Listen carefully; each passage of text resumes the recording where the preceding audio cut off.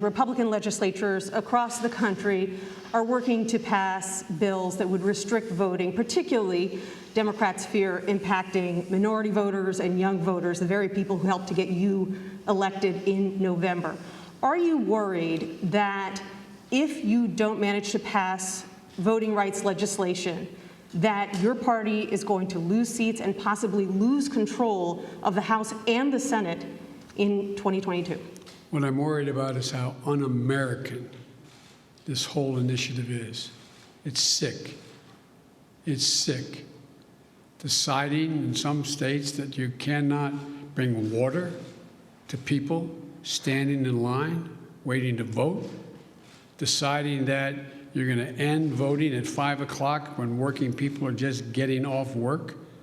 Deciding that there will be no absentee ballots under the most rigid circumstances.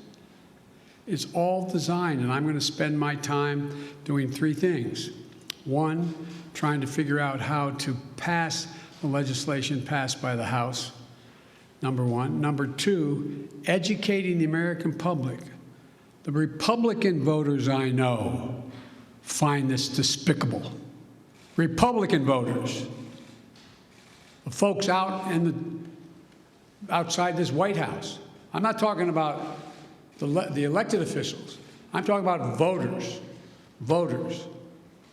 And so I'm convinced that we'll be able to stop this because it is the most pernicious thing. This makes Jim Crow look like Jim Eagle. I mean, this is gigantic, what they're trying to do.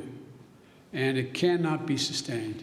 And do everything in my power, along with my friends in the House and the Senate, to keep that from becoming the law. Is there anything else you can do about it besides passing legislation? The answer is yes, but I'm not going to lay out a strategy in front of the whole world and you now. And then on a related note, have you decided whether you are going to run for re-election in 2024? You haven't set up a re-election campaign yet, as your predecessor had by this time.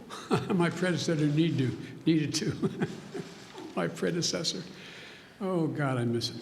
Have you? No, the answer is yes. My plan is to run for re-election. That's my expectation. And then on one other note, on bipartisanship, your old friend, Mitch McConnell, says you have only spoken to each other once since you took office, and that you have moved far left since taking office. Do you see it the same way he does? Have you rejected bipartisanship? No, I haven't at all. I've been meeting. When's the last time a president invited the opposite party down at least a half a dozen times to talk about issues, everything from how we work. We're working with a group of 20 members of the Senate right now and House on how we reestablish our ability to make computer chips and how we get ahead of the game, how we can work together. We're working together on a bunch of things. But look, I know Mitch well. Mitch knows me well. I would expect Mitch to say exactly what he said. But this is a matter of making sure that I would like elected Republican support. But what I know I have now is I have electoral support from Republican voters. Republican voters agree with what I'm doing.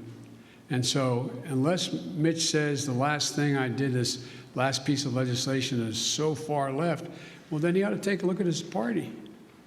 Over 50% of them must be over that edge as well, because they support what I did.